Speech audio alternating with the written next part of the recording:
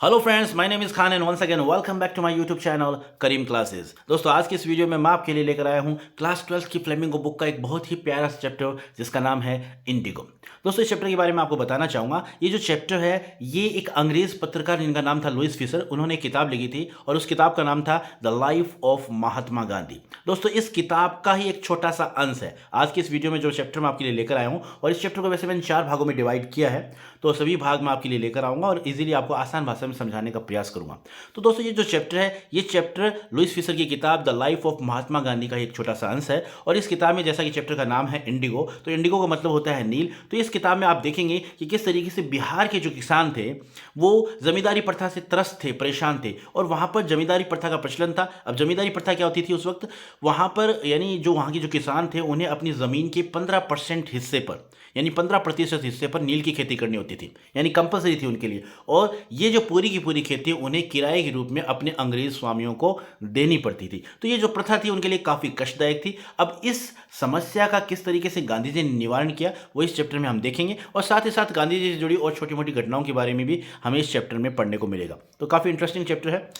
और इस चैप्टर को दोस्तों 4 भागों में डिवाइड किया, जैसा कि मैंने आपको बता दिया है। और इसके बाद में इस चैप्टर से रिलेटेड मोस्ट इंपॉर्टेंट क्वेश्चन और समरी भी मैं आपके लिए लेकर आऊंगा। तो कुल मिलाकर ये चैप्टर काफ़ी इंपॉर्टेंट है। और दोस्तों, हर साल एग्जाम में इस चैप्टर से कोई ना कोई क्वेश्चन ज़रूर पूछा जाता है, इसलिए मैं आपको रिकमेंड करूंगा कि जितने भी वीडियोज़ इस चैप्टर से रिलेटेड मैं अपलोड करूँ वो सभी वीडियोज़ आप अच्छी तरीके से देखें, समझें और उन्हें याद कर लें। तो चलिए बिना देरी के शुरू करते हैं आज के इस वीडियो को और फर्स्ट पार्ट देखते हैं कि क्या कुछ इस चैप्टर के अंदर बताया गया है।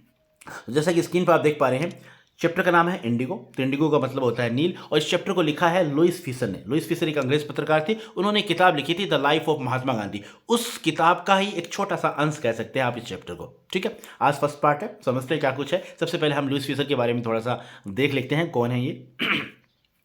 Louis Fischer was born in Philadelphia, यानी इनका जन्म हुआ था फिलाडेल्फिया में, हुआ था 1896-1970 के दरमियान इनका जीवन काल रहा है। He served as a volunteer in the British army between 1980 and 1920, यानी इन्होंने ब्रिटिश आर्मी में सेवा दी अपनी 1918 से 1920 के बीच में। ठीक है। Fischer made a career as a journalist and wrote for the New York Times, the Saturday Review and for European and Asian publication. यानी ये जो फिशर जो थे वो एक पत्रकार भी थे, और इन्होंने न्यूयॉर्क टाइम्स के लिए, द सैटरडे रिव्यू के लिए, यूरोपियन और एशियन पब्लिकेशन इनके लिए उन्होंने लिखा है, इनके लिए काम किया है इन्होंने। ठीक है। He was also a member of the faculty of Princeton university, यानी प्रिंसटन यूनिवर्सिटी है उनकी भी एक सदस्य रहे हैं ये। The following is an excerpt from his book the life of Mahatma Gandhi. ये बात इंपॉर्टेंट है, यानी जो आज चैप्टर हम पढ़ने वाले हैं ये चैप्टर इनकी एक किताब थी जिसका नाम था the life of Mahatma Gandhi, उसी का एक छोटा सा अंश है। ठीक है, अब आगे देखते हैं। The book has been reviewed as one of the best books ever written on Gandhi ji by Times Educational Supplement, यानी इस किताब को, यानी टाइम्स एजुकेशन सप्लीमेंट के द्वारा इस किताब को गांधी जी पर लिखी हुई सभी किताबों में से सर्वश्रेष्ठ किताबों में चुना गया, यानी एक बेहतरीन किताब बताया गया इस किताब को। ठीक है। When I first visited Gandhiji in 1942 at his ashram in Sevagram in central India, he said, I will tell you how it happened that I decided to urge the departure of the British. It was in 1970. अब यहाँ पर Fisher साहब बताते हैं कि मैं 1942 में गांधी जी के पास में गया था, उनके आश्रम में, सेवाग्राम में वो रहते थे। तो उन्होंने कहा, मैंने उनसे पूछा कि भैया आपने अंग्रेज़ों को किस तरीके से देश छोड़ने के लिए मजबूर किया, मतलब किस तरीके से आपने, जो आप अंग्रेज देश छोड़कर जा रहे हैं, तो किस तरीके से आपने ऐसा क्या किया कि ये मजबूर हो गए देश छोड़कर जाने के लिए। तो वो कहते हैं चलो मैं आपको बताता हूँ। गांधी जी बताते हैं, क्या बताते हैं, I will tell you how it happen that I decided to urge the departure of the British. It was in 1970। वो कहते हैं चलो मैं तुम्हें बताता हूँ कि किस तरीके से मैंने इनसे आग्रह किया, किस तरीके से मैंने इनसे रिक्वेस्ट की इन्हें यहाँ से प्रस्थान करने के लिए। तो वो पूरा सिलसिला इस चैप्टर के अंदर वो बताएंगे क्या हुआ। इट वॉज इन 1970, 1917 की बात थी। He had gone to the December 1916 annual convention of the Indian National Congress party in Lucknow. अब वो बताते हैं कि भैया 1917 की बात थी, वो गए हुए थे दिसंबर 1916 का जो कांग्रेस अधिवेशन हो रहा था लखनऊ के अंदर, भारतीय राष्ट्रीय कांग्रेस का, उस अधिवेशन में वो गए हुए थे। There were 2301 delegates and many visitors. अब वहाँ पर बहुत सारे प्रतिनिधि आए हुए थे, लगभग 2301 प्रतिनिधि वहाँ पर आए हुए थे और काफ़ी वहाँ पर दर्शक थे। During the proceedings Gandhi ji recounted a peasant came up to me looking like any other peasant in India. अब वो कहते हैं कि जब वो कार्रवाई चल रही थी, यानी जो अधिवेशन चल रहा था उसके दौरान क्या होता है, एक किसान मेरे पास में आता है, एकदम जैसे भारतीय किसानों की तरह दुबला पतला सा, एमिसिएटेड मतलब होता है दुबला पतला सा किसान मेरे पास आया और उसने मुझे कहा आई एम राजकुमार शुक्ला। वो कहता है कि मैं राजकुमार शुक्ला हूँ। यानी गांधी जी बताते हैं कि 1916 में जो कांग्रेस का अधिवेशन चल रहा था वहाँ पर मैं गया हुआ था लखनऊ के अंदर, तो वहाँ पर काफ़ी लोग आए हुए थे, 2301 प्रतिनिधि थे और भी काफ़ी दर्शक वहाँ पर बैठे हुए थे। प्रोग्राम वो जो चल रहा था, तो तभी मेरे पास एक किसान आया दुबला पतला सा और उसने कहा कि मेरा नाम राजकुमार शुक्ला है, आई एम फ्रॉम चंपारण, मैं चंपारण से आया हूँ, and I want you to come to my district, और मैं चाहता हूँ कि आप मेरे ज़िले में मेरे साथ चलें। यानी उसने मुझे आमंत्रित किया। Gandhi ji had never heard of the place. अब गांधी जी ने इस जगह के बारे में कभी नहीं सुना था। It was in the foot hills of the towering Himalayas near the kingdom of Nepal. अब ये जो चंपारण है कहाँ पर है, ये हिमालय की तलहटी में स्थित छोटा सा एक राज्य है। छोटी छोटी पहाड़ियों की, हिमालय की जो छोटी छोटी पहाड़ियाँ हैं उनके पास में स्थित एक छोटा सा राज्य है, नेपाल के पास में। ठीक है, तो उसके बारे में बताया। ठीक है, अब जब राजकुमार शुक्ला ने कहा कि भाई मैं राजकुमार शुक्ला हूँ और मैं चंपारण से आया हूँ, मैं चाहता हूँ कि आप मेरे साथ मेरे ज़िले में चलें, तो गांधी जी ने इस जगह के बारे में नहीं सुना था। अब जो चंपारण है वो नेपाल के आसपास एक जो है ज़िला है। ठीक है, अब आगे क्या होता है वो देख लेते हैं। Under N ancient arrangement the Champaran peasants were share croppers. अब वहाँ पर एक प्राचीन प्रथा थी, प्रचलन में थी। अब वो किसान क्यों आया था, राजकुमार शुक्ला क्यों आया था, उसकी एक समस्या थी, वो अपनी समस्या लेकर आया था और किसी ने उसे बताया था कि तेरी इस समस्या का समाधान जो है ना वो गांधी जी ही कर सकते हैं। तो बस इसी उम्मीद में वो गांधी जी के पास में आया था। अब आगे वो क्या समस्या वो हम देखेंगे कि अंडर एन एंशिएंट अरेंजमेंट, एक पुरानी प्रथा के अनुसार the Champaran peasants were share croppers, यानी चंपारण के जितने भी किसान थे, चंपारण के जितने भी किसान थे वो बटाईदार किसान थे। अब बटाईदार किसान वो होते हैं जो अपनी खेती का, अपनी कृषि का जो हिस्सा है उन्हें किराए के रूप में अंग्रेज स्वामियों को देना होता था। ठीक है, Rajkumar Shukla was one of them. तो राजकुमार शुक्ला जो था वो भी एक बटाईदार किसान था। ठीक है, शेयर क्रॉपर था। He was illiterate but resolute, वो अनपढ़ था लेकिन दृढ़ संकल्पी था, दृढ़ निश्चय व्यक्ति था। He had come to the Congress session to complain about the injustice of the landlord system in Bihar, and somebody had probably said, "Speak to Gandhi." अब वो आया था उस अधिवेशन में शिकायत करने के लिए, किस चीज़ की, यानी बिहार में जो जमींदारी प्रथा थी उसका जो अन्याय उन पर हो रहा था, जमींदारी प्रथा का जो अन्याय उन पर हो रहा था, उस अन्याय के खिलाफ वो वहाँ उस सम्मेलन में शिकायत करने आया था। और किसी ने कहा था कि तुम गांधी जी के पास जाओ, गांधी जी आपकी इस समस्या का निवारण कर सकते हैं। इसलिए राजकुमार शुक्ला जो है वो कलकत्ता के अधिवेशन, लखनऊ के अधिवेशन में गांधी जी से मिलने गए थे। अब आगे क्या होता है वो देखते हैं। अब गांधी जी ने उसे बताया, Gandhi ji told Shukla he had an appointment in Kanpur and was also committed to go to the other parts of India. अब गांधी जी ने उसने कहा, शुक्ला से कहा गांधी जी ने कि यार मैं तेरे साथ अब नहीं चल सकता क्योंकि मेरे काफ़ी अपॉइंटमेंट है, मुझे कानपुर जाना है और भी मैंने देश के विभिन्न भागों में जाने का वादा किया है, तो मैं अभी फिलहाल तुम्हारे साथ नहीं जा सकता। Shukla accompanied him everywhere. तो शुक्ला ने कहा साहब मैं भी नहीं जाऊँगा। अब शुक्ला जो है वो गांधी जी के साथ साथ रहे, फिर उनके साथ साथ जहाँ जहाँ वो गए साथ साथ वहाँ पर रहे। Then Gandhi ji return to his ashram near Ahmedabad. फिर बाद में गांधी जी वापस अपने जो अहमदाबाद में जो आश्रम था वहाँ पर लौट आए। Shukla followed him to the ashram. अब शुक्ला भी जो है गांधी जी के साथ साथ पीछे पीछे उनके आश्रम में आ गया। For weeks he never left Gandhi ji side. और सप्ताह तक वो गांधी जी के साथ ही रहा, उसने गांधी जी को नहीं छोड़ा। Fix a date he bagged. और आखिरकार उसने कहा कि साहब गांधी जी आप कोई डेट फिक्स करिए, मेरे साथ आप चलिए। उसने दया याचना गांधी जी से की। I impressed by the sharecroppers tenacity and story.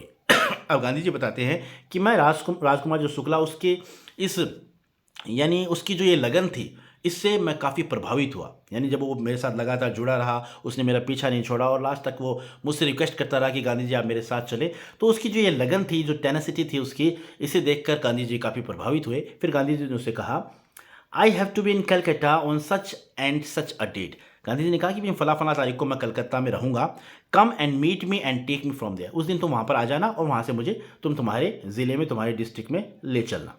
Months past, महीनों गुजर गए। Shukla was sitting on his haunches at the appointed spot in Calcutta when Gandhi ji arrived.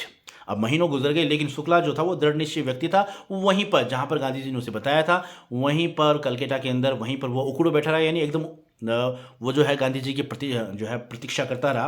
When Gandhi ji arrive, जब गांधी जी वहाँ पहुँचे, he waited till Gandhi ji was free. तो उसने तब तक, जब तक गांधी जी फ्री नहीं हो गए तब तक उसने गांधी जी का वहाँ पर इंतजार किया।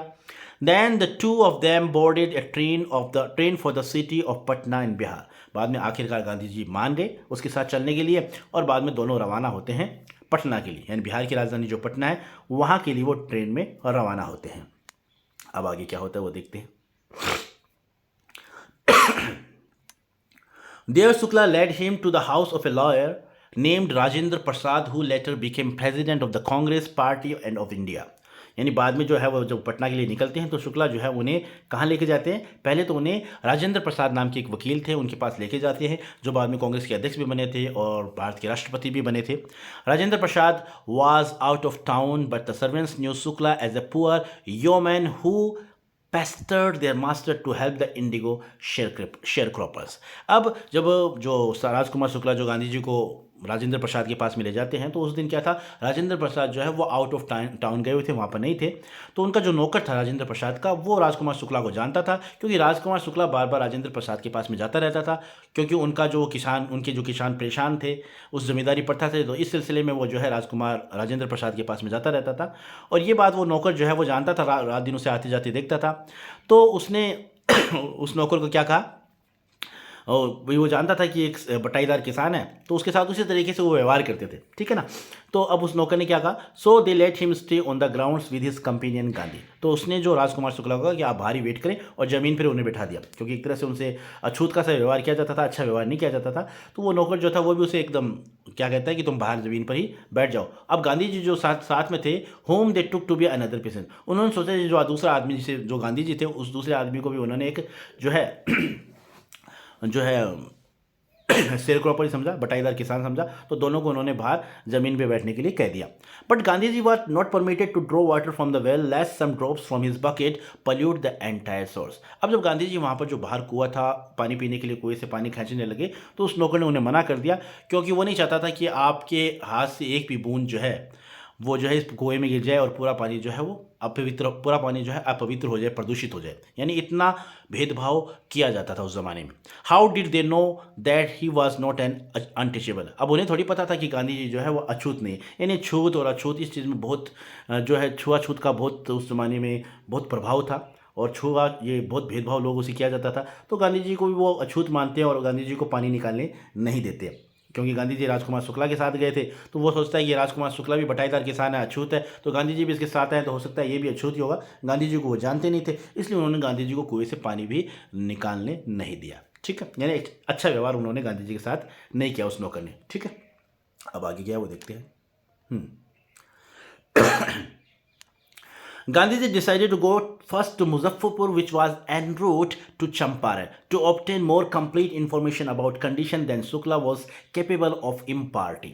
अब गांधी जी वहाँ से क्या करते हैं, वो डॉक्टर राजेंद्र प्रसाद उन्हें मिले नहीं। अब वहाँ से वो क्या करते हैं, मुजफ्फरपुर जाने का निर्णय लेते हैं, जो कि चंपारण के रास्ते में पड़ता था। और मुजफ्फरपुर क्यों जाना चाहते थे, क्योंकि गांधी जी मुजफ्फरपुर इसलिए जाना चाहते थे ताकि जो शुक्ला ने उन्हें बताया, वो चाहते थे कि शुक्ला को अधूरा थोड़ा, शुक्ला ने जो जानकारी दी है वो कहीं ना कहीं कम है, और मुजफ्फरपुर जाकर वो पूरी जितनी भी जानकारी इस मामले की है वो ले सकते थे। इसलिए उन्होंने निश्चय किया कि पहले अपन मुजफ्फरपुर चलते हैं और वहाँ से इस पूरे मामले की अच्छी तरीके से जानकारी प्राप्त करते हैं। तो इसलिए वो पहले मुजफ्फरपुर जाते हैं।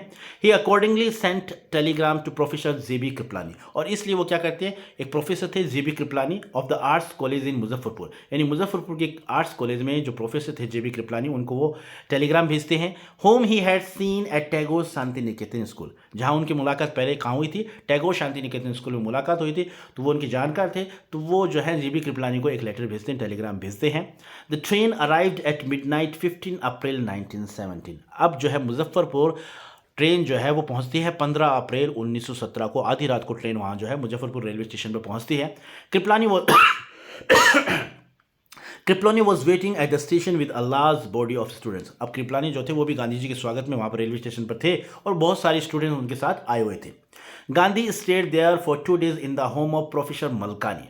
अब गांधी जी वहाँ पर 2 दिन रुके। किसके घर पर रुके, देखो जेबी कृपलानी ने उनका स्वागत किया, स्टेशन पर आए, और गांधी जी को कहाँ पर रुकाया गया, गांधी जी को प्रोफेसर मलकानी के घर 2 दिन के लिए रुकाया गया, जो कि एक टीचर थे इन गवर्नमेंट स्कूल में टीचर थे, ठीक है। It was an extraordinary thing in those days, और उन दिनों ये काफ़ी असामान्य से बात थी। गांधी जी ने कहा भी इसके बारे में कि for a government professor to harbour a man like me, यानी एक सरकारी कर्मचारी गांधी जी जैसे व्यक्ति को शरण दे दे, ये अपने आप में एक असामान्य सी बात थी। क्योंकि उस ज़माने में जो स्वराज्य की मांग करते थे, जो लोग अंग्रेज़ों के खिलाफ थे, अंग्रेज़ों के शासन को पसंद नहीं करते थे, उनकी मदद करना एक तरह से कानूनी अपराध था। तो ऐसा दुस्साहस कोई नहीं कर सकता था। लेकिन मलकानी के घर जब 2 दिन रुकते हैं तो गांधी जी कहते हैं कि भाई एक सरकारी कर्मचारी मुझे अपने घर 2 दिन के लिए शरण दे रहा है, तो ये अपने आप में एक बहुत बड़ी बात है। In smaller localities the Indians were afraid to show sympathy for advocates of home rule, क्योंकि छोटी छोटी बस्तियों के अंदर जो भारतीय जो लोग थे, वहाँ के जो संपन्न भारतीय लोग थे, वो स्वराज्य के समर्थकों के प्रति सहानुभूति दिखाने से डरते थे, क्योंकि उन्हें डर था अगर वो उनके प्रति सहानुभूति दिखाएंगे तो अंग्रेज अधिकारियों के द्वारा उन्हें प्रताड़ित किया जाएगा, सजा दी जाएगी। ठीक, अब आगे देखते हैं।